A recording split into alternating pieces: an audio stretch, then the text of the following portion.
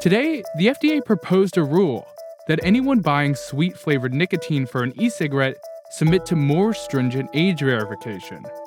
The announcement was a long time coming, and vaping giant Juul Labs tried to get ahead of it on Tuesday by announcing that it would temporarily stop selling flavored pods for its devices at retail stores, and that it would require online buyers to provide proof of age. But no amount of clamping down by the industry or the FDA will stop this.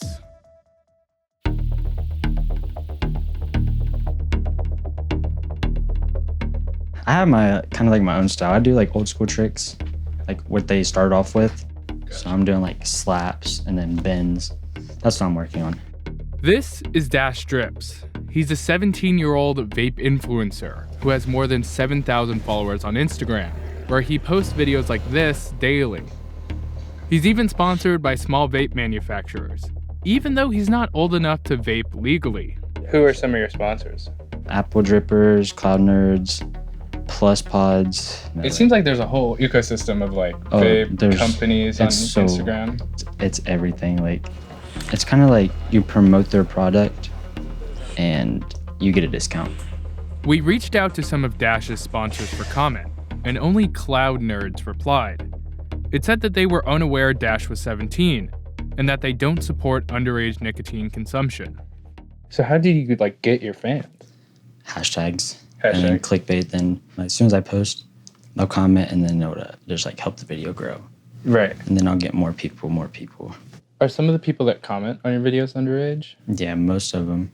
Did you smoke cigarettes before you vaped? No. I just found tasted good. Yeah. So I just got into tricking after that somehow. What was the first flavor you tried? I think it was watermelon or strawberry. It was really good.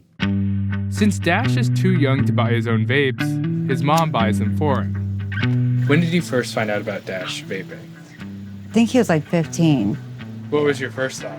I was kind of shocked. Then he came out and told me that he had started doing it when he was 12 and he was hiding it from me. How did you feel once he started tricking? I was okay with it. Why is that? I don't think it's bad. I really don't, you know. Do you think you could start making money off of it? Yeah. Yeah. That's what we're kind of working towards now. Talking about, you know, with different sponsors, so. Juul has transformed the e-cigarette landscape in just a couple years. It's now worth $15 billion and controls 70% of the market. In other words, it has a lot to lose. So ahead of the FDA's ruling, Juul moved to appease regulators, not just with the pods on flavors, but also by deleting its Facebook and Instagram accounts, so it wouldn't be seen as marketing to kids. The problem is, there are already thousands of young vape evangelists on YouTube and Instagram doing the company's work for them. Here's what we got. We got a Juul starter kit right here, which apparently now comes with mango. Donnie Smokes has been posting vape videos since he was 19. Pretty much, I smoke and vape for a living. How do you do that? I have a social media presence where I post up on Instagram or YouTube or Snapchat, and I contact different companies and we work out deals. It's better to promote on YouTube for them or on social media because that's where their buyers are. How much money are you making? I could make anywhere from a couple $1,000 to more than a couple $1,000 a month. Yeah, the watermelon looks like that. By the way, I want to say thank you to the Vape God Shop for hooking it up. With the growth that I was having on my original channel before it was taken down, I mean, it was insane. I mean, these videos were getting hundreds of thousands of views. Why'd you get taken down the first time? There were a couple specific videos that were like Juul Challenge. I believe it was the challenge part of it where they thought I was telling people to go out and try to do this, whatever. What is the Juul Challenge? The Juul Challenge was to see how many times I could hit the Juul in a row. Yeah, it's like... Without passing out, or? Hold it all in. Without exhaling. Without exhaling, yeah, okay. After YouTube removed his account, Donnie re-emerged on the site, and his following came right back. Juul doesn't sponsor any of these influencers. They get their money from companies that make third-party Juul pods, other vape juices, or bigger vape rigs. Who is watching your videos? The largest portion of my demographic is people 18 to 25. Do you think people under 18 watch your videos? I think that it's possible that people under 18 watch my videos. You know, it's on the internet, and people can find whatever they want to, so. Do you think they might come after vape influencers like you? I mean, I'm just someone who's enjoying the products and testing them out. So you're being paid to promote them. That is correct. Is it gonna fall back on me? No, it's probably gonna fall back on these companies who are the billions and billions of dollars of revenue that the government cares about. Juuls have been incredibly easy to get and incredibly easy to hide. And that's what made them a hit among high schoolers. Kids can hit the Juul in class without their teacher noticing, and school administrators have been begging for a solution. David Fleischman is the superintendent of Newton County Public Schools in Massachusetts.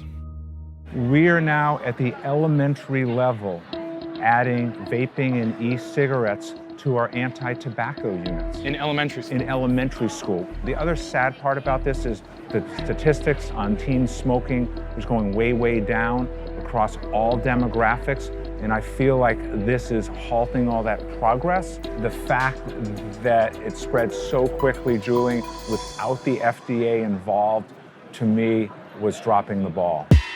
Now that the FDA has weighed in, though, the vape lobby is making a new argument about the restrictions in public health. So I've told my dog, BB, that this treat is a cigarette. Let's see if he reacts. BB, it's a cigarette.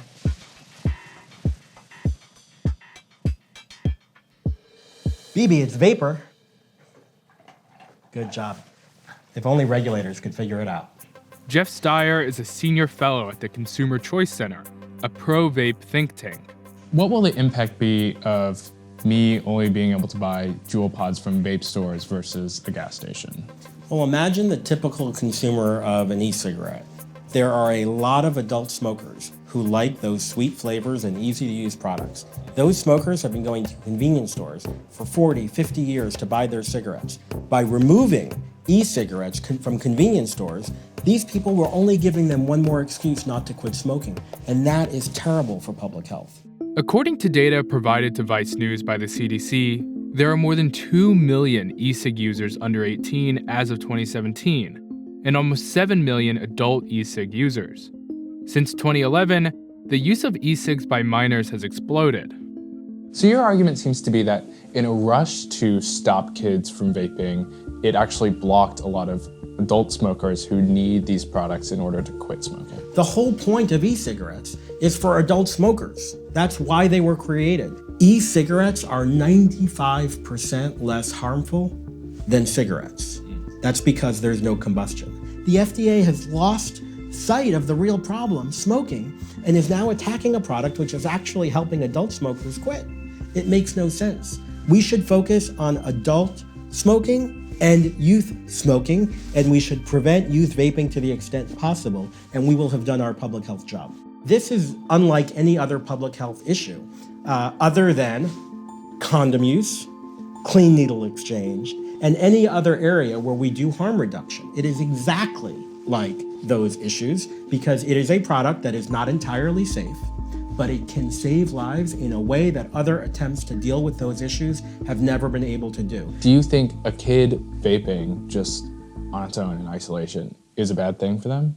It may be that a kid vapes, becomes addicted to nicotine, and that kid decides that he wants to smoke. That could happen. I do not believe it is an epidemic. I believe it is teenagers being teenagers, experimenting with risky products. That's going to happen regardless of the regulation. Juul has always maintained that its product is a smoking cessation tool for adults and doesn't want the public to see it as a fast-growing youth brand. But Donnie and Dash have no plans to stop posting. Ew. So you feel like vaping and social media kind of goes hand in hand? Yeah, that's where the younger people of this generation are.